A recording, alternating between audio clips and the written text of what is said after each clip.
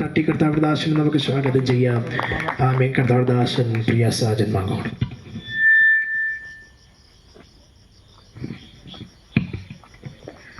ദൈവത്തിൻ്റെ പരിശുദ്ധമായ നാമം ഇന്ന് രാത്രിയിലും വാഴ്ത്തപ്പെടുമാറാകട്ടെ. നല്ല സമയത്തെ ഓർത്ത് ഞാൻ ദൈവത്തെ സ്തുതിക്കുന്നു.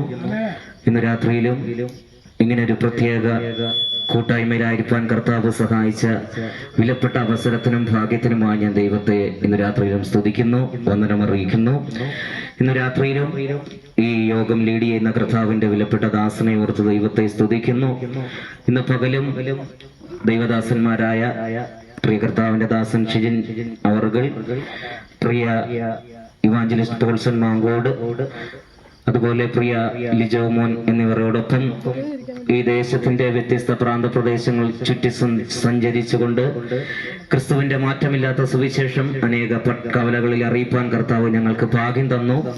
അതിനെ ഓർത്ത് ഞാൻ ദൈവത്തെ സ്തുതിക്കുന്നു, നന്ദി പറയുന്നു. ഇന്നലെ രാത്രിയാണ് വാത്സല്യ കർത്താവിന്റെ ദാസൻ ഷിജിനച്ഛൻ എന്നെ വിളിച്ച് ഇങ്ങനെ ഒരു പ്രത്യേക മീറ്റിങ്ങിനെ കുറിച്ച് പറയുവാനിടയായി തീർന്നത്. അപ്പോൾ തന്നെ രാത്രിയിൽ തന്നെ ഈ കൂട്ടായ്മ വഹിച്ച് പ്രാർത്ഥിക്കുവാനിടയായി തീർന്നു. തീർത്തും ഈ ഒരു കൂട്ടായ്മ അവിചാരിതമാണെങ്കിലും ഇന്നു രാത്രി ഞാൻ വിചാരിക്കുന്നു ഇതൊരു വലിയ ദൈവിക നിയോഗമാണെന്ന് ഞാൻ പൂർണ്ണമായി വിശ്വസിക്കുന്നു. പ്രത്യേക ഇന്ന് രാത്രി എൻ്റെ പിതാവിന്റെ സ്വന്തം സ്ഥലത്ത് നിന്നുകൊണ്ട് കർത്താവിന്റെ മാറ്റമില്ലാത്ത തിരുവഴുത്തൊന്നുകൂടെ ദേശത്തോട് സംസാരിക്കുവാൻ കിട്ടിയത് ഒരു വലിയ ഭാഗ്യമായി ഞാൻ കരുതുന്നു. വചനം പറയുന്നത് പോലെ ആമേൻ, സഹോദരങ്ങൾ ഒത്തൊരുമിച്ച് വസിക്കുന്നത് എത്ര ശുഭവും എത്ര മനോഹരവുമാകുന്നു എന്ന് തിരുവഴുത്ത് പറയുന്നത് പോലെ ഇന്ന് രാത്രികാലം എൻ്റെ രക്തത്തിന് രക്തവും മാംസത്തിന് മാംസവുമായ സഹോദരങ്ങളോട് കൂടെ ഇന്ന് രാത്രി കിഴക്കുപുറം ദേശത്തോട് ഒരിക്കൽ കൂടെ യേശു ക്രിസ്തുവിന്റെ സുവിശേഷം അവൻ പറയുന്നതിൽ ഞാൻ ഒത്തിരി അഭിമാനിക്കുന്നു, അതിലേറെ സന്തോഷിക്കുന്നു.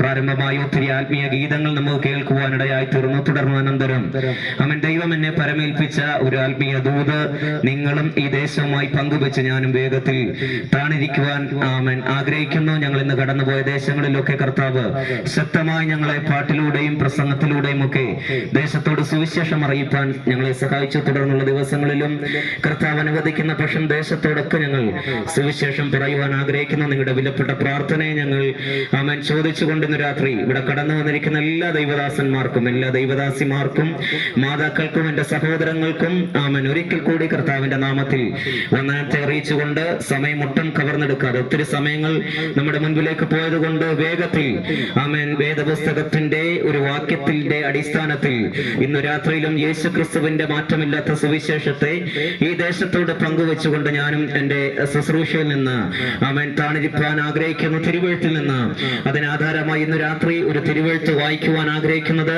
യോഹന്നാന്റെ സുവിശേഷം 11-ാം അധ്യായം അതിന്റെ 28-ാമത് വാക്യത്തിൽ ഇപ്രകാരം നമുക്ക് വായിക്കുവാനിടയായി തീരും.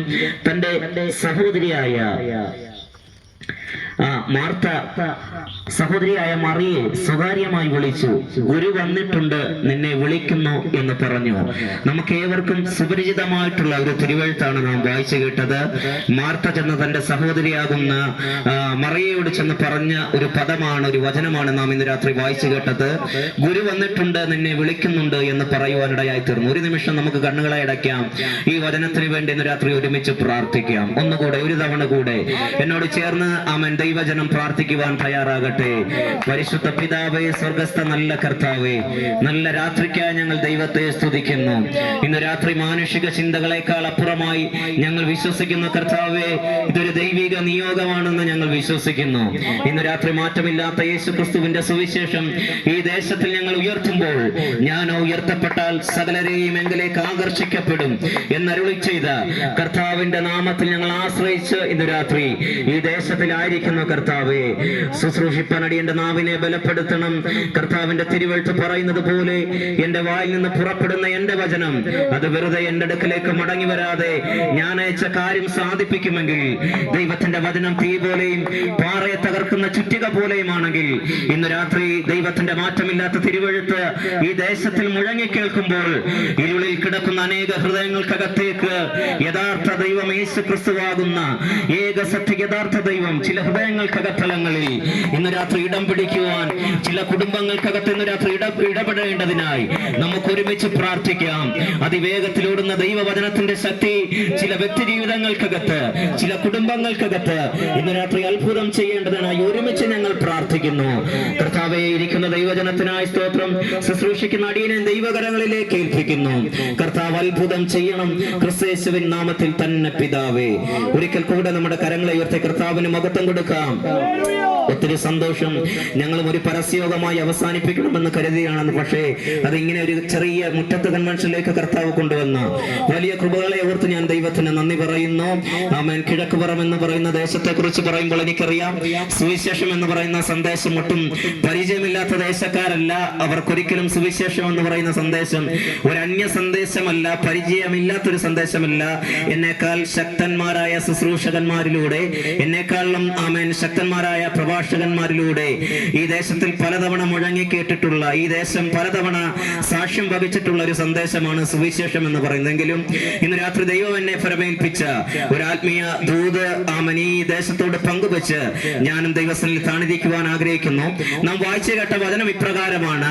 ആമേൻ. തന്റെ സഹോദരിയായ മറിയെ സ്വകാര്യമായി മാർത്ത അരിക്കയെ വിളിച്ചിട്ട് പറഞ്ഞൊരു പദമാണ് നാം വായിച്ചു കേട്ടത്. ഗുരു വന്നിട്ടുണ്ട്, നിന്നെ വിളിക്കുന്നുണ്ട് എന്ന് പറയുവാനിടയായി തീർന്നു. അവിടെ മാർത്ത ഗുരു എന്ന് അഭിസംബോധന ചെയ്യുന്നത് മറ്റാരെയുമല്ല, യേശു ക്രിസ്തുവിനെയാണെന്ന് നമുക്ക് നന്നായിട്ടറിയാം. ഞാൻ ആ പദം കടമെടുത്താണ് ഇന്ന് രാത്രിയിലും എന്റെ സുവിശേഷ സന്ദേശം ആരംഭിക്കുവാൻ പോകുന്നത്. നാം പലപ്പോഴും കേട്ടിട്ടുള്ള, നമുക്കൊക്കെ പരിചയമുള്ള ഒരു പദമാണ് ഗുരു എന്ന് പറയുന്ന പദം. ആമേൻ. ലോകത്തിൽ നാം നോക്കുമ്പോൾ ഒത്തിരി ഗുരുക്കന്മാരെ നമുക്ക് കാണുവാനിടയായി തീരും. ലോകത്തിലുള്ള ഗുരുക്കന്മാരെ വെച്ച് താരതമ്യം ചെയ്യുമ്പോൾ യേശു എന്ന ഗുരുനാഥനുള്ള ചില പ്രത്യേകതകളാണ് ഇന്ന് രാത്രി ഞാൻ ഈ ദേശവുമായി പങ്കുവെക്കുവാൻ ആഗ്രഹിക്കുന്നത്. അത് വേഗത്തിൽ പങ്കുവെച്ചിട്ട് ഞാൻ താണിരിക്കുവാൻ ആഗ്രഹിക്കുന്നത്. ഗുരു എന്ന് പറയുന്ന പദത്തിന് ഇംഗ്ലീഷിൽ പറയുന്നത് ടീച്ചർ എന്നാണ്. മലയാളത്തിൽ വരുമ്പോൾ ആ പദത്തിന് അധ്യാപകൻ എന്നർത്ഥം വരുന്നുണ്ട്. ആ ഗുരു എന്ന് പറയുന്ന വാക്കിന്റെ യഥാർത്ഥ പദത്തിന്റെ അർത്ഥം ഞാൻ ഈ പ്രഭാഷണത്തിന്റെ അവസാന ഭാഗത്തിലേക്ക് പറയുവാൻ ആഗ്രഹിക്കുന്നു. അതിനു മുൻപായി തന്നെ ഈ ഗുരുവിനെ നിങ്ങളിലേക്ക് ഒന്ന് പരിചയപ്പെടുത്തുവാൻ ഞാൻ ആഗ്രഹിക്കുന്നു. ലോകം ചോദിക്കുന്ന ഒരു ചോദ്യമുണ്ട്. ആമേൻ. ലോകത്തിൽ പല ഗുരുക്കന്മാരും രംഗപ്രവേശനം ചെയ്തിട്ടുണ്ട്, പല ഗുരുക്കന്മാരും ജനിച്ചു വീണിട്ടുണ്ട്. ഈ ഗുരുക്കന്മാരെ അപേക്ഷിച്ച് യേശു ക്രിസ്തു എന്ന ഗുരുനാഥനുള്ള സവിശേഷത എന്താണ്, പ്രത്യേകത എന്താണെന്ന് ലോകം ചോദിക്കുമ്പോൾ ഒന്നാമതായി എനിക്ക് പറയുവാനുള്ളത്, യേശു ക്രിസ്തു എന്ന് പറയുന്ന ഗുരുനാഥന്റെ ജനനം വ്യത്യസ്തമായ ജനനമായിരുന്നു. ആമേൻ. നമ്മുടെ കരങ്ങളെ ഉയർത്തി കർത്താവിന് മഹത്വം കൊടുക്കാം. ഒരു കാര്യം കൂടെ ഞാൻ പറഞ്ഞോട്ടെ. ഞാൻ ഗുരുനാഥൻ എന്ന് പറഞ്ഞു വിടുമ്പോൾ എന്നെ ശ്രദ്ധിക്കുന്ന ദേശനിവാസികൾ ആരും തെറ്റിദ്ധരിക്കരുത്. ഞാൻ പ്രസംഗിക്കുന്ന ഗുരുനാഥൻ കേവലം ഒരു ഗുരുനാഥൻ മാത്രമല്ല, അവൻ സമ്പൂർണ്ണ ദൈവം കൂടെയാണ്. തിരുവെഴുത്ത് പറയുന്നു, അവനിലല്ലോ ദൈവത്തിന്റെ സകല സമ്പൂർണതയും ദേഹരൂപമായി വസിക്കുന്നത്. അതുകൊണ്ട് ഞങ്ങൾ പ്രസംഗിക്കുന്ന യേശു ക്രിസ്തു കേവലം ഒരു ഗുരുനാഥൻ മാത്രമല്ല, അവൻ സമ്പൂർണ്ണ ദൈവമാണ്. അതുകൊണ്ട് ദേശനിവാസികൾ ചോദിക്കാം, എന്താണ് ഈ ഗുരുനാഥന്റെ ജനനത്തിലുള്ള പ്രത്യേകത? ഞാൻ പറയാൻ ആഗ്രഹിക്കുന്നു. ലോകത്തിലുള്ള ഗുരുക്കന്മാരുടെ എല്ലാം ജനനം ഈ മണ്ണിന്റെ ഇഷ്ടപ്രകാരമുള്ള ജനനമായിരുന്നു. ഭൂമിയിലുള്ള മാതാപിതാക്കളുടെ ഇഷ്ടപ്രകാരമുള്ള ജനനമായിരുന്നെങ്കിൽ ഞങ്ങൾ പ്രസംഗിക്കുന്ന യേശു ക്രിസ്തു എന്ന ഗുരുനാഥന്റെ ജനനം ഈ മണ്ണിലുള്ള ഒരു വ്യക്തിയുടെയും ഇഷ്ടപ്രകാരം ജനിച്ചതല്ലായിരുന്നു. അത് പെണ്ണിന്റെ ഇഷ്ടപ്രകാരം, സ്വർഗത്തിലെ ഇഷ്ടപ്രകാരം സംവത്സരങ്ങൾക്ക് മുൻപേ തന്നെ പ്രവാചകന്മാരിലൂടെ പ്രവചിച്ച് ഈ താണഭൂമിയിലേക്ക് ജനിച്ചു വീണതായിരുന്നു ഞങ്ങൾ പ്രസംഗിക്കുന്ന യേശു ക്രിസ്തുവിന്റെ ജനനം.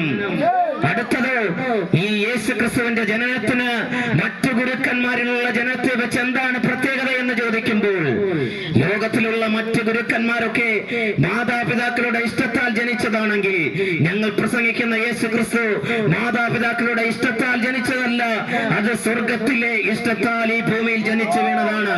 ലോകത്തിലുള്ള സകല ഗുരുക്കന്മാരും ജനിച്ചു വീണത് പട്ടുമെത്തയിലാണെങ്കിൽ, ഇവിടുത്തെ ഹോസ്പിറ്റലുകളാണെങ്കിൽ, കൊട്ടാരത്തിനകത്താണെങ്കിൽ, ഞാൻ പ്രസംഗിക്കുന്ന യേശു ക്രിസ്തു ലോകത്തിൽ ജനിച്ചു വീണത് ഒരു കൊട്ടാരത്തിലല്ല, ഒരു പട്ടുമെത്തയിലല്ല. ആമേൻ. ആർക്കും വേണ്ടാത്ത ഒരു വഴിയമ്പലത്തിന് സമീപമുള്ള ഒരു വഴിയമ്പലത്തിനരികെ യേശു ക്രിസ്തു എന്ന ഞങ്ങൾ പ്രസംഗിക്കുന്ന ഗുരുനാഥൻ ജനിച്ചു വീഴുവാനിടയായി തീർന്നു. സ്ഥലമില്ലാത്തത് കൊണ്ട് യേശു ക്രിസ്തു എന്ന ഗുരുനാഥനെ ആമൻ കാലിത്തൊഴുത്തിലേക്ക് വെക്കുവാനിടയായി തീർന്നു. അതുകൊണ്ട് തീർന്നില്ല. യേശു ക്രിസ്തുവിന്റെ ജീവിതത്തിന് ലോകത്തിലുള്ള ഗുരുക്കന്മാരിൽ വെച്ച് യേശു ക്രിസ്തു എന്ന ഈ ഗുരുവിനുള്ള സവിശേഷതകൾ എന്താണ്? ലോകത്തിലുള്ള ഗുരുക്കന്മാരുടെ ജീവിതത്തെ അപേക്ഷിച്ച് ഈ യേശു ക്രിസ്തു എന്ന ഗുരുവിന്റെ ജീവിതത്തിലുള്ള പ്രത്യേകത എന്താണ്? അവന്റെ ജനനം വ്യത്യസ്തമായിരുന്നത് പോലെ അവന്റെ ജീവിതവും വ്യത്യസ്തമായിരുന്നു. ചെറുപ്പം മുതൽ ബാല്യം തുടങ്ങി നമുക്കറിയാം. ദേവാലയത്തിന്റെ അകത്ത് ചെന്ന് പുരോഹിതന്മാരോടും ശാസ്ത്രിമാരോടും അവൻ ഉപദേശിക്കുവാൻ തുടങ്ങി, അവൻ വാദിക്കുവാൻ തുടങ്ങി, അവൻ തർക്കിക്കുവാൻ തുടങ്ങി. വചനം അപ്പോൾ ഇപ്രകാരം എഴുതി, അവന്റെ ഉപദേശത്തിങ്കൽ സകല ശാസ്ത്രിമാരും വിസ്മയിച്ചു പോകുവാനിടയായി തീർന്നു. അവന്റെ ബാല്യകാലങ്ങൾ സ്വർഗീയ പിതാവിന്റെ തിരുവിഷ്ടത്തിന് അവൻ സമർപ്പിച്ചു കൊടുക്കുവാനിടയായി തീർന്നു. വളർച്ചയുടെ ഓരോ പടവുകളും സ്വർഗത്തിന്റെ ഇഷ്ടത്തിന് ഈ ഗുരുനാഥൻ കീഴ്പ്പെട്ടിരുന്നു. അതുകൊണ്ട് യേശു എന്ന ഗുരുനാഥന്റെ ജീവിതത്തിനും അവന്റെ വാക്കുകൾക്കും ലോകത്തിലെ ഗുരുക്കന്മാരുടെ വാക്കുകൾക്കാൾ ശക്തിയും ചിന്താശേഷിയും ഒരു മനുഷ്യന്റെ ജീവിതത്തെ മാറ്റിമറിക്കുവാൻ പോലും അത്രത്തോളം ശക്തിയുള്ളതാണെന്ന് ഇന്ന് രാത്രി ദേശത്തോട് ഞങ്ങൾ വിളിച്ചു പറയുവാൻ ആഗ്രഹിക്കുന്നു. ആമേൻ. ഇനി എന്താണ് ലോകത്തിലുള്ള ഗുരുക്കന്മാരെ അപേക്ഷിച്ച് യേശു ക്രിസ്തു എന്ന ഗുരുനാഥനുള്ള സവിശേഷത? അവന്റെ ശുശ്രൂഷകൾ വ്യത്യസ്തമായിരുന്നു. ലോകത്തിലുള്ള ഗുരുക്കന്മാരുടെ ശുശ്രൂഷകൾ ഇവിടെ അവരുടെ മനസ്സിൽ തോന്നിയ ആദർശങ്ങളും അവരുടെ മനസ്സിൽ വീത്തിരിഞ്ഞ മാനുഷികമാകുന്ന ചിന്താഗതികളും കൊണ്ട് അവർ ചില നവോത്ഥാന നായകന്മാരായി തീരുവാനിടയായി തീർന്നു. ചില സാമുദായിക സംഘടനകൾക്ക് അവരിവിടെ ആരംഭം കുറിക്കുവാനിടയായി തീർന്നു. അങ്ങനെയുള്ള ചില പദ്ധതികൾ മാത്രമേ ലോകത്തിലുള്ള ഗുരുക്കന്മാർക്ക് ചെയ്യുവാൻ കഴിഞ്ഞുള്ളെങ്കിൽ ഞങ്ങൾ പ്രസംഗിക്കുന്ന യേശു ക്രിസ്തു എന്ന ഗുരുനാഥൻ കേവലം ആദർശങ്ങൾ മാത്രം പറഞ്ഞ് അവസാനിപ്പിച്ചില്ല. താൻ എവിടെ ജനിക്കുമെന്നും താൻ എപ്പോൾ ജനിക്കുമെന്നും താൻ എങ്ങനെ ജനിക്കുമെന്നും താൻ ആരിലൂടെ ജനിക്കുമെന്നും സംവത്സരങ്ങൾക്ക് മുൻപേ പ്രവചിച്ച ഒരു ഗുരുനാഥനെ ഉലക ചരിത്രം കണ്ടിട്ടുണ്ടെങ്കിൽ അത് ഞങ്ങൾ പ്രസംഗിക്കുന്ന യേശു ക്രിസ്തു അല്ലാതെ മറ്റൊരു ഗുരുനാഥൻ ഇല്ലെന്ന് ഇന്നു രാത്രി കിഴക്കുപുറത്തിന്റെ ദേശത്ത് നിന്നുകൊണ്ട് അഭിമാനത്തോടെ ഞങ്ങൾ ഉയർത്തുന്നു. അതുകൊണ്ട് ഞങ്ങൾ പ്രസംഗിക്കുന്ന യേശു ക്രിസ്തു കേവലം ഒരു ഗുരുനാഥനല്ല, അവൻ സമ്പൂർണ്ണ ദൈവം കൂടെയാണ്. ആമേൻ.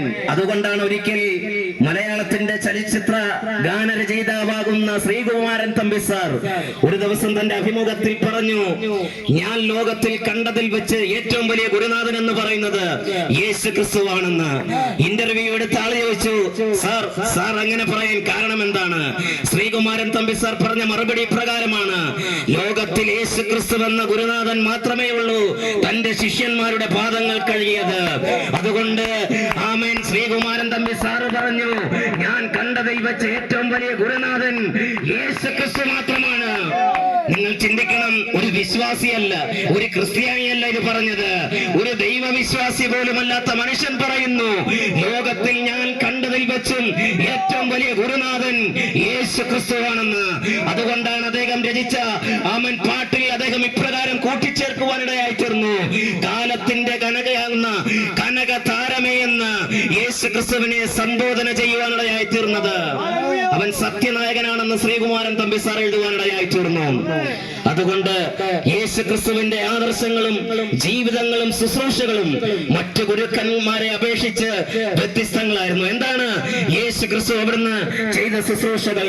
കാനായിലെ കല്യാണ വീട്ടിൽ തുടങ്ങി അവൻ അത്ഭുതങ്ങളുടെ അടയാളങ്ങൾ കുറിച്ചനന്തരം അനേക പാപികൾക്ക് പാപമോചനം കൊടുത്ത്, അനേക കരയുന്നവരുടെ കണ്ണുനീര് തുടച്ച്, അനേക വിശക്കുന്നവന്റെ വിശപ്പ് മാറ്റി, അനേക കുഷ്ഠരോഗികളെ ചേർത്ത് പിടിച്ച്, അനേക മരിച്ചവരെ ഉയർപ്പിച്ച ഒരു ഗുരുനാഥനെ ഉലക ചരിത്രം കണ്ടിട്ടുണ്ടെങ്കിൽ അത് ഞങ്ങൾ പ്രസംഗിക്കുന്ന യേശു ക്രിസ്തു മാത്രമാണ്.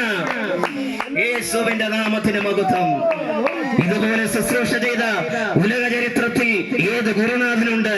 ഞങ്ങൾ അഭിമാനത്തോടെ വെല്ലുവിളിച്ച് ചോദിക്കുന്നു, ഇതുപോലെ ഉലക ചരിത്രത്തെ കീഴ്മേൽ കൊണ്ടുമറിച്ച തന്റെ വാക്കുകൾ കൊണ്ട്, തന്റെ വചനങ്ങൾ കൊണ്ട്, തന്റെ ഉപദേശങ്ങൾ കൊണ്ട് ലോക ചരിത്രത്തെ കീഴ്മേൽ മറിച്ച ഒരു ഗുരുനാഥൻ യേശു ക്രിസ്തു മാത്രമാണ്.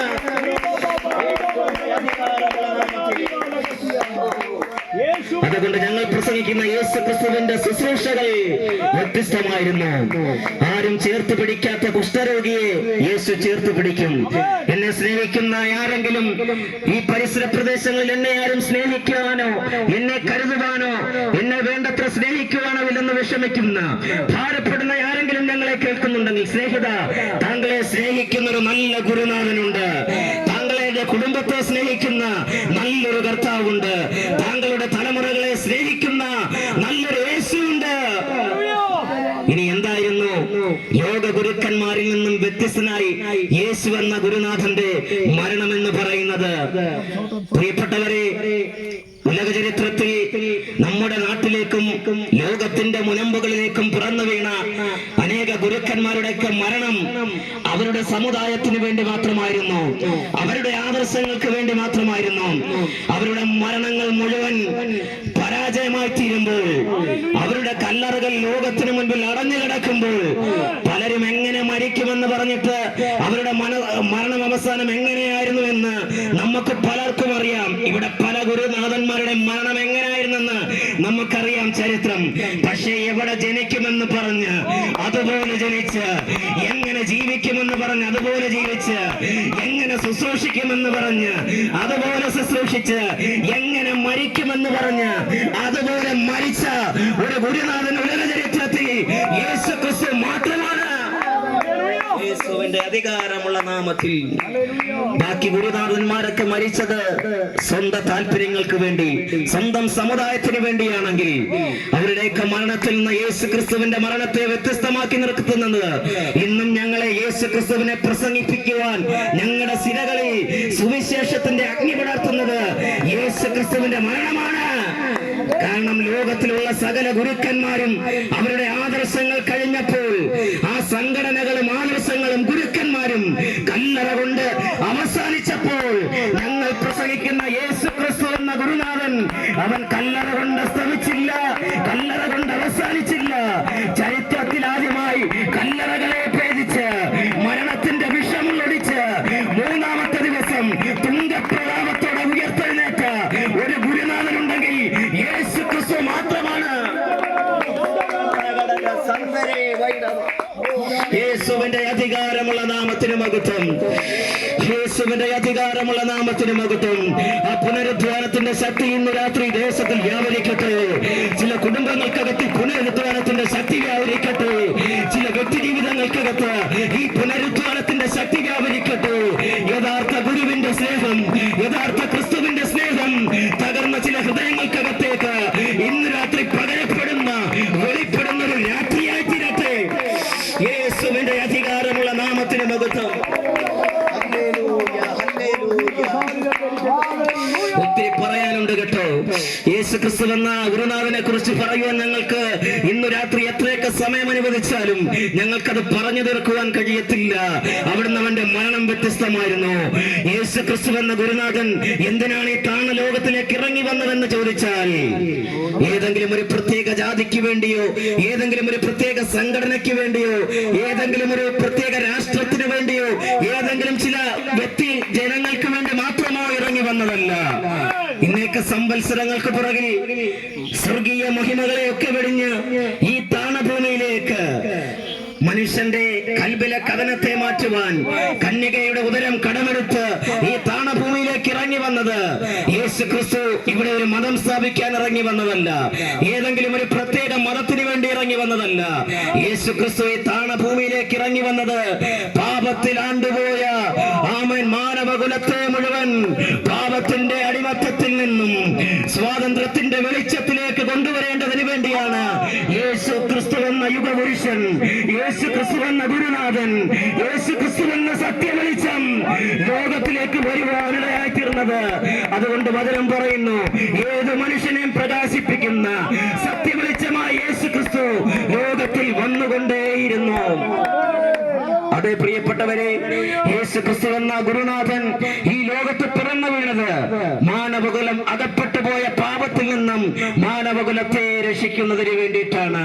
ഇവിടെ ലോകത്തിലുള്ള ബാക്കിയുള്ള അവൻ ആ ആശയം കൊണ്ടും ആദർശങ്ങൾ കൊണ്ടും ലോകത്തെയും ചരിത്രത്തെയും കീഴ്മേൽ മറിച്ച ഒരു ഗുരുനാഥന്മാർക്കും മനുഷ്യന്റെ പാപത്തിന് കാലണയ്ക്ക് പോലും പരിഹാരം കൊടുക്കാതിരിക്കുമ്പോൾ ഇന്നിന്റെ രാത്രിയും അഭിമാനത്തോടെ അരക്കെട്ടിട്ട് ഉറപ്പിച്ച് ഈ കിഴക്കുപുറം ദേശത്തോട് ഞങ്ങൾ വിളിച്ചു പറയട്ടെ, ഞങ്ങൾ പ്രസംഗിക്കുന്ന യേശു ക്രിസ്തു പാപപരിഹാരകനാണ്. താങ്കളുടെ ഏത് കഠിനമായ പാപത്തെ പരിഹരിക്കുവാനും യേശു ക്രിസ്തു എന്ന ഗുരുനാഥന് കഴിയും. അവൻ ഗതസമന മുതൽ ഗോൽഗോത്ത വരെ തകർക്കപ്പെടുവാനിടയായി തീർന്നു. ലോകത്തിലുള്ള ഗുരുക്കന്മാരുടെ മരണത്തെ അപേക്ഷിച്ച് യേശു ക്രിസ്തു എന്ന ഗുരുനാഥന്റെ മരണവും വ്യത്യസ്തമായിരുന്നു. കാരണം ഏതെങ്കിലും ഒരു പ്രത്യേക സംഘടനയ്ക്ക് വേണ്ടി മരിച്ചതല്ല, പ്രത്യേക ജാതിക്ക് വേണ്ടി മരിച്ചതല്ല, പ്രത്യേക ഒരു രാഷ്ട്രത്തിന് വേണ്ടി മരിച്ചതല്ല. മറിച്ച് പ്രവാചകന്റെ ഭാഷയിൽ പറഞ്ഞാൽ കണ്ടാൽ ആളല്ല എന്ന് തോന്നുമാറ് തന്റെ ശരീരം അടിയേൽക്കപ്പെട്ടു, തന്റെ ശരീരം വിരൂപമാക്കപ്പെട്ടു, തന്റെ ശരീരത്തിൽ ആമൻ റോമൻ പടയാളികളുടെ ചാട്ടവാറുകൾ കൊണ്ട് അവർ പ്രഹരമായി അടിച്ചു തകർക്കുവാനിടയായി തീർന്നു. മുള്ളുകൊണ്ടൊരു കിരീടമുണ്ടാക്കി ആമൻ ഈ ഞങ്ങൾ പ്രസംഗിക്കുന്ന യേശു ക്രിസ്തുവിന്റെ തലയിലേക്ക് അവർ അടിച്ചു വെക്കുവാനിടയായി തീർന്നു. തന്റെ ശരീരത്തിലെ വസ്ത്രത്തെ റോമൻ പടയാളികൾ വലിച്ചു കീറി ചീട്ടിടുവാനിടയായി തീർന്നു. ഇത്രത്തോളം കഷ്ടത സഹിച്ച, ഇത്രത്തോളം നിന്ദകൾ സഹിച്ച ഒരു കാര്യം കൂടെ ഞങ്ങൾ എടുത്തു പറയാം. ഇവിടെ പല ഗുരുക്കന്മാരുടെയും ആമൻ പ്രജകൾ ലോകത്തിൽ ഇന്നും ആയുധമെടുത്തുകൊണ്ട് തങ്ങളുടെ പ്രസ്ഥാനത്തിന് വേണ്ടി ആയുധങ്ങൾ എടുക്കുമ്പോൾ വാളെടുത്ത തന്റെ ശിഷ്യനോട് വാളുറയിലിടുക, വാളെടുക്കുന്നവൻ വാളാൽ നശിക്കുമെന്ന് പറഞ്ഞ് സ്നേഹം കൊണ്ട് ഈ ഉലകത്തിൽ ഒരു രാജ്യം കെട്ടിപ്പടർത്തിയ ഒരു ഗുരുനാഥനെ ലോകം കണ്ടിട്ടുണ്ടെങ്കിൽ അത് യേശു ക്രിസ്തു മാത്രമാണ്. ഹല്ലേലൂയ. മറ്റൊരു നാഥനും സ്നേഹം കൊണ്ട് ഈ ലോകത്തിൽ ഒരു രാജ്യത്തെ കെട്ടിപ്പടർത്തുവാൻ കഴിഞ്ഞില്ല. പ്രിയപ്പെട്ടവരെ, അവന്റെ മരണവും വ്യത്യസ്തമായിരുന്നു. വ്യത്യസ്ത പങ്കപ്പാടുകൾ മാനവകുലത്തിന് വേണ്ടി സഹിച്ചു. എന്റെയും നിങ്ങളുടെയും പാപത്തിന് വേണ്ടിയിട്ടാണ് യേശു ക്രിസ്തു യാഗമായി തീർന്നത്. കാൽവറയുടെ കുലത്തളത്തിൽ രണ്ട് കള്ളന്മാരുടെ നടുവിൽ തന്റെ ശരീരത്തിലെ അവസാന തുള്ളിരത്വവും മാനവകുലത്തിന് വേണ്ടി ഊറ്റിത്തന്ന നമ്മുടെ അരുമനാഥകൻ നായകനാകുന്ന ക്രിസ്തുവിന്റെ മരണവും എല്ലാം നിവർത്തിയായി എന്ന് പറഞ്ഞ് അവിടെ അവസാനിച്ചപ്പോൾ ലോകം കരുതി എല്ലാ ഗുരുക്കന്മാരെ പോലെ ഈ ഗുരുവും അസ്തമിച്ചു, അവന്റെ ചരിത്രം അസ്തമിച്ചു എന്ന് പറഞ്ഞിരിക്കുമ്പോൾ ലോകത്തിന്റെ മനുഷ്യന്റെ റോമാ സാമ്രാജ്യത്തിന്റെ പ്രതീക്ഷകളെ തകർത്തെറിഞ്ഞുകൊണ്ട് ലോക ചരിത്രത്തെ കാലഘട്ടത്തെ കീറിമുറിച്ചുകൊണ്ട് ഞങ്ങൾ പ്രസംഗിക്കുന്ന ഗുരുനാഥനാകുന്ന യേശു ക്രിസ്തു മൂന്നാമത്തെ ദിവസം ഉയർത്തെഴുന്നേറ്റിട്ടുണ്ടെങ്കിൽ തന്റെ ഇടത്തോടെ ഇന്ന് രാത്രി ഈ ദേശത്തു നിന്ന് ഞങ്ങൾ ചോദിക്കുന്നു, ഇതുപോലെ ഒരു ഗുരുവിനെ ലോകത്ത് കണ്ടിട്ടുണ്ടോ? ലോകത്തിൽ നിങ്ങൾക്ക് കാണിച്ചു തരാൻ കഴിയുമോ?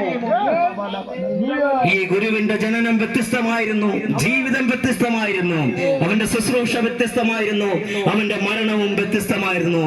ഞങ്ങൾ പ്രസംഗിക്കുന്ന ഗുരുനാഥന്റെ ഏറ്റവും വലിയ പ്രത്യേകത മരണം കൊണ്ട് അസ്തമിച്ച ഒരു ഗുരുവല്ല ഞങ്ങൾ പ്രസംഗിക്കുന്നത്, കേട്ടോ.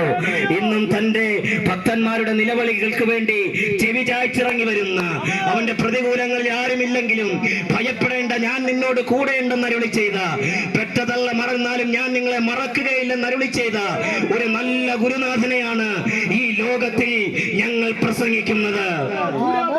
അതുകൊണ്ട് ഞാൻ വായിച്ച വാക്യത്തിലേക്ക് മടങ്ങി വരുന്നു. മറിയയുടെ അടുത്ത് എന്ന് മാർത്ത സ്വകാര്യമായി പറഞ്ഞു, ഗുരു വന്നിട്ടുണ്ട്, നിന്നെ വിളിക്കുന്നു.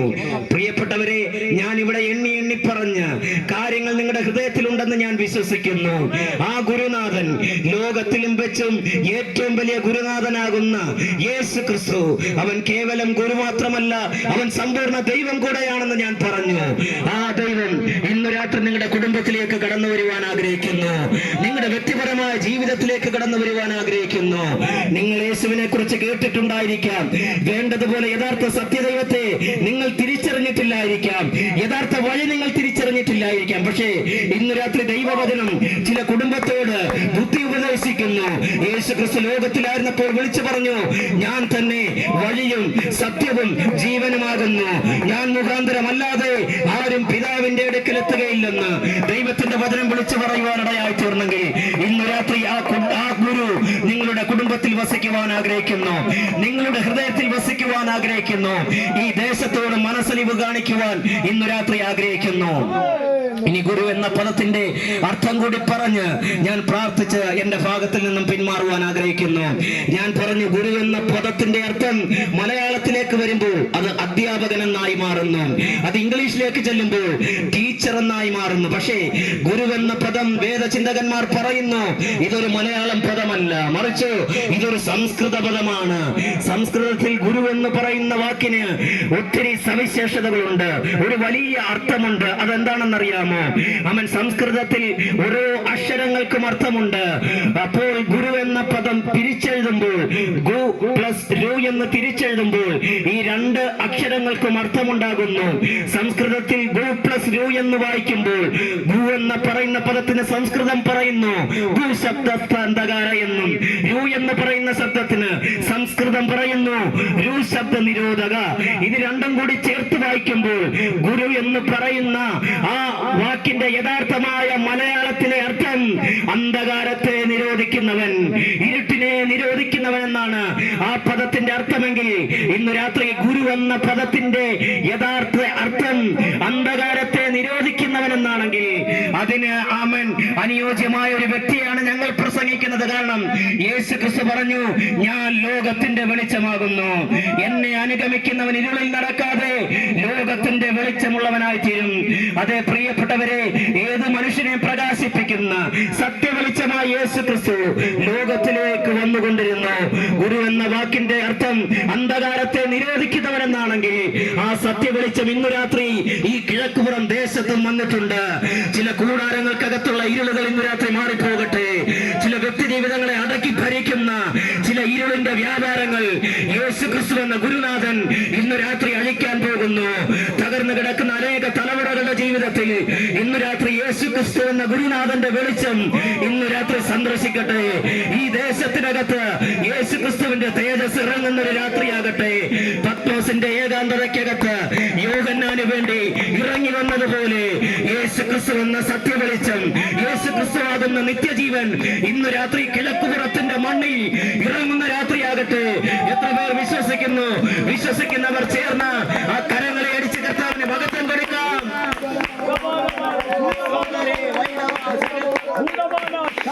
യേശുവിന്റെ രക്തത്താൽ ജയം, യേശുവിന്റെ രക്തത്താൽ ജയം, യേശുവിന്റെ രക്തത്താൽ ജയം.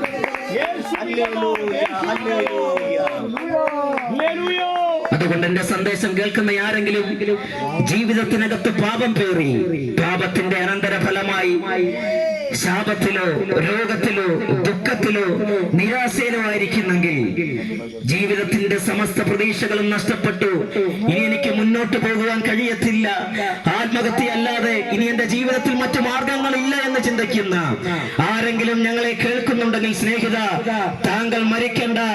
താങ്കൾക്ക് പകരമായി മരിച്ച ഒരു നല്ല ഗുരുനാഥനെയാണ് ഞാൻ ഈ ദേശത്തിൽ ഉയർത്തിക്കാട്ടിയത്. ഒരു പഴയ കഥ എന്റെ ചിന്തയിലേക്ക് ഓർമ്മ വരുന്നു. പണ്ട് കെ എബ്രഹാം സാർ പറഞ്ഞൊരു കഥ എന്റെ ഹൃദയത്തിലേക്ക് വേഗത്തിൽ ഓടി വരുന്നു. പണ്ടൊരു വിലാപ ഭവനത്തിലേക്ക് ഒരു ദിവ്യനായ മനുഷ്യൻ, ഒരു സാമുജിയാകുന്ന മനുഷ്യൻ കയ്യിലൊരു ഔഷധ കുപ്പിയുമായി കയറി വരുമ്പോൾ ആ വീട്ടിലെ ഗൃഹനാഥൻ മരിച്ചു കിടക്കുകയാണ്. തന്റെ ഭാര്യയും രണ്ട് മക്കളും ബന്ധുമിത്രാദികളും ഒക്കെ ആ ശവശരീരത്തിനരികെ ഇരുന്നു കൊണ്ട് അലറിക്കരഞ്ഞുകൊണ്ടിരിക്കുമ്പോൾ ആ ദിവ്യനാകുന്ന മനുഷ്യൻ ആ ശവശരീരത്തിന്റെ അരികിലേക്ക് വന്നിട്ട് ഇപ്രകാരം പറഞ്ഞു, ഇനി ആരും കരയണ്ട, ഇനി ആരും കരയണ്ടെന്ന് പറഞ്ഞപ്പോൾ ആ കുടുംബത്തിൽ നിന്ന് കരഞ്ഞവർ മുഴുവൻ ആ സ്വാമിജിയുടെ മുഖത്തേക്ക് നോക്കുവാനിടയായി തീർന്നു. സ്വാമിജി പറഞ്ഞു, ഇനി ആരും കരയണ്ട, എന്റെ കയ്യിലിരിക്കുന്ന മരുന്ന് അത് മനുഷ്യനെ ജീവിപ്പിക്കുന്ന മരുന്നാണ്. ഈ മരുന്ന് കൊണ്ട് നമുക്ക് മരിച്ചുപോയ ഈ ആളെ ജീവിപ്പിക്കാം എന്ന് പറഞ്ഞു. അപ്പോൾ എല്ലാവർക്കും വലിയ സന്തോഷമായി. തന്റെ മകനും തന്റെ ഭാര്യയും തന്റെ മക്കളുമൊക്കെ ചാടി എഴുന്നേറ്റ് അവൻ സന്തോഷിക്കുവാനിടയായി തീർന്നു. എന്റെ പിതാവിനെ ജീവിപ്പിക്കാൻ കഴിയുമോ? ഇനിയും ജീവിതത്തിലേക്ക് തിരികെ കൊണ്ടുവരാൻ കഴിയുമോ സ്വാമിജി എന്ന് ചോദിച്ചപ്പോൾ ആ സ്വാമിജി പറഞ്ഞൊരു മറുപടി ഉണ്ട്, തീർച്ചയായിട്ടും. അത് എപ്രകാരമാണെന്ന് ചോദിച്ചപ്പോൾ ആ ദിവ്യനാകുന്ന മനുഷ്യൻ ഇപ്രകാരം പറഞ്ഞു, എന്റെ കയ്യിലിരിക്കുന്ന ഈ ഔഷധ മരുന്ന് ആര് കുടിക്കുമോ, കുടിക്കുമ്പോൾ കുടിക്കുന്ന ആള് മരിക്കും, അപ്പോൾ മരിച്ചയാൾ ജീവിക്കുമെന്ന് പറയുവാനിടയായി തീർന്നു. അത് കേട്ടപ്പോൾ മരിച്ചയാളിന്റെ മൂത്തളിയൻ പറഞ്ഞത്രേ, എന്ത് സ്വാമിജി, സ്വാമിജി മരുന്നുമായിട്ട് മരണ വീട്ടിൽ കയറി വന്ന് ബോധക്കേട് വിളിച്ചു പറയുന്നു. സ്വാമി സ്വാമിജി ഈ വീട് വിട്ടിപ്പോൾ തന്നെ ഇറങ്ങിപ്പോകണമെന്ന് പറയുമ്പോൾ അതിൽ നിന്ന് നമുക്ക് ചിന്തിക്കേണ്ടുന്ന ഒരു കാര്യമുണ്ട്. ലോകത്തിലെ സകല മാനുഷിക ബന്ധങ്ങളും കുഴിക്കര കൊണ്ട് അവസാനിക്കുമ്പോൾ നമുക്ക് വേണ്ടി പകരം മരിക്കുവാൻ ഇവിടെ ആരും മുന്നോട്ട് വരുത്തില്ല, ഇവിടെ ആരും തയ്യാറാകത്തില്ലെങ്കിൽ കിഴക്കുപുറം ദേശമേ, എനിക്കും നിങ്ങൾക്കും വേണ്ടി മാത്രമല്ല, മാനവകുലത്തിന് മുഴുവനും പാപത്തിന് പരിഹാരമായി പകരം കാൽവറിയിൽ മരിച്ച, അടക്കപ്പെട്ട് ഉയർത്തെഴുന്നേറ്റ ഒരു യേശു ക്രിസ്തുവുണ്ട്, ഒരു നല്ല ഗുരുനാഥനുണ്ട്. അവനത്രേ ഞങ്ങൾ പ്രസംഗിക്കുന്ന യേശു ക്രിസ്തു. അവൻ സകല മനുഷ്യരുടെയും പാപത്തിന് പരിഹാരമായി മരിക്കപ്പെട്ട വ്യക്തിയാണ്. ഇന്ന് രാത്രി ആ ക്രിസ്തുവിന് വേണ്ടി ഹൃദയം കൊടുക്കുവാൻ ഈ ദേശത്തിൽ എത്ര പേർ സജീവമാണ്? ഇന്ന് രാത്രി ഗുരു നിന്നെ സ്വകാര്യമായി വിളിക്കുന്നു. നിന്റെ സ്വകാര്യമായിട്ടുള്ള വേദനകൾ, നൊമ്പരങ്ങൾ, ആരോടും പറയാത്ത വേദനകൾ ഈ ദൈവത്തോട് നിനക്ക് സ്വാതന്ത്ര്യത്തോടെ തുറന്നു പറയുവാൻ അവസരമുണ്ട്. ഇന്ന് രാത്രി എന്റെ ശബ്ദത്തെ ശ്രവിക്കുന്ന ആർക്കെങ്കിലും ജീവിതത്തിനകത്ത് പ്രാർത്ഥിക്കണമെന്ന് ആഗ്രഹമുണ്ടെങ്കിൽ നിങ്ങൾ എനിക്ക് വേണ്ടി ഒന്ന് പ്രാർത്ഥിക്കുമോ? ജീവിതത്തിൽ ഉറങ്ങിയിട്ട് ഒരുപാട് ദിവസങ്ങളായി, സമാധാനം നഷ്ടപ്പെട്ടിട്ട് ഒരുപാട് നാളുകളായി എന്ന് ചിന്തിക്കുന്ന ആർക്കെങ്കിലും പ്രാർത്ഥന ആവശ്യമുണ്ടെങ്കിൽ ഞങ്ങളോടൊപ്പമുള്ള ദൈവദാസന്മാർ നിങ്ങൾക്ക് വേണ്ടി പ്രാർത്ഥിക്കുന്നതായിരിക്കും. ഇല്ലെങ്കിൽ നിങ്ങൾ ഇരിക്കുന്ന ഇരിപ്പിലോ നിൽക്കുന്നോ നിൽപ്പിലോ നിന്നുകൊണ്ട് കർത്താവേ, യേശു ക്രിസ്തുവിനെ ക്രിസ്ത്യാനികളുടെ ദൈവം എന്നുള്ളൊരു അറിവ് മാത്രമേ എന്റെ ജീവിതത്തിൽ ഉണ്ടായിരുന്നുള്ളൂ. അങ്ങ് എന്റെ കൂടെ പാപത്തിന് വേണ്ടിയിട്ടാണ്, എന്റെ കുടുംബത്തിന്റെ ശാപത്തിന് കൂടെ വേണ്ടിയിട്ടാണ് ക്രൂശിൽ മരിച്ചതെന്ന് എനിക്കിപ്പോഴാണ് മനസ്സിലായത്. വൈകിയാണെങ്കിലും ഞാനത് മനസ്സിലാക്കുന്നു എന്ന് ഹൃദയം കൊണ്ട് വിശ്വസിച്ച് വായ് കൊണ്ട് ഏറ്റുപറയുവാൻ താങ്കൾ തയ്യാറാണെങ്കിൽ താങ്കളുടെ ഹൃദയത്തിൽ ഞങ്ങൾ പ്രസംഗിച്ച ഗുരുനാഥൻ വസിക്കുവാൻ ആഗ്രഹിക്കുന്നു. യഥാർത്ഥമായ ഗുരു, യഥാർത്ഥമായ ദൈവം, സത്യദൈവം, നിത്യജീവൻ, നിത്യവെളിച്ചം ഇന്ന് രാത്രി നിങ്ങളുടെ ഭവനത്തിൽ വസിക്കുവാൻ ആഗ്രഹിക്കുന്നു. ഒരു നിമിഷം നമുക്ക് പ്രാർത്ഥിക്കാം. സ്വർഗസ്ഥനായ ഞങ്ങളുടെ പിതാവേ, നല്ല കർത്താവേ, നല്ല രാത്രിക്കായി ഞങ്ങൾ അങ്ങേ സ്തുതിക്കുന്നു. ഇന്ന് രാത്രി കേൾപ്പിച്ച നല്ല ഗാനങ്ങൾക്കായി സ്തോത്രം. ഇന്ന് രാത്രിയിലും അവിടുത്തെ വചനം ദേശത്തോട് ശുശ്രൂഷിപ്പാൻ അടിയനെ ബലപ്പെടുത്തിയല്ലോ, അധികാരപ്പെടുത്തിയല്ലോ. നന്ദി പറയുന്നു കർത്താവേ. ഇരുട്ടിൽ മറവിന്റെ മറവിൽ നിന്നുകൊണ്ട് കേൾക്കിട്ടുള്ള ആരെങ്കിലും ഈ സന്ദേശം അവരുടെ ജീവിതത്തിൽ ഇന്ന് രാത്രി ഒരു വിടുതലായി തീരട്ടെ. അവരുടെ കുടുംബത്തിന് വിടുതലായി തീരട്ടെ, തലമുറകൾക്ക് വിടുതലായി തീരട്ടെ. ചില കുടുംബങ്ങളിൽ നിന്ന് ഇന്ന് രാത്രി ഇരുളിന്റെ ശക്തികൾ അഴിഞ്ഞു മാറുന്ന ഒരു രാത്രിയായി തീർന്നുകൊണ്ട് സ്തോത്രം. സത്യവെളിച്ചമാകുന്ന ക്രിസ്തുവിന്റെ തേജസ് ചില കുടുംബങ്ങൾക്കകത്തേക്ക് ഇന്ന് രാത്രി ഇറങ്ങുന്നതിനായി ഞങ്ങൾ സ്തോത്രം ചെയ്യുന്നു. ദൈവം മീറ്റിംഗിനെ ഇത്രത്തോളം അനുഗ്രഹിച്ചല്ലോ. അങ്ങയുടെ സാന്നിധ്യം ഞങ്ങളോട് കൂടെ ഇരുന്ന കൃപയ്ക്കായി സ്തോത്രം. പ്രാർത്ഥന കേട്ട കൃപയ്ക്ക് നന്ദി, ക്രിസ്തുയേശുവിൻ നാമത്തിൽ തന്നെ. എനിക്കിങ്ങനെ ഒരു അവസരം ഒരുക്കി തന്ന കർത്താവിന്റെ ദാസനോടും കുടുംബത്തോടും ഇവിടെ കടന്നു വന്ന എല്ലാ ദൈവദാസന്മാരോടും എന്റെ സഹോദരങ്ങളോടുമുള്ള പ്രത്യേക നന്ദി അറിയിക്കുന്നു. തുടർന്നും പ്രാർത്ഥനയിൽ എന്നെ ഓർത്ത് പ്രാർത്ഥിക്കുക. ദൈവം നമ്മളെ ഏവരെയും ധാരാളമായി അനുഗ്രഹിക്കുമാറാകട്ടെ.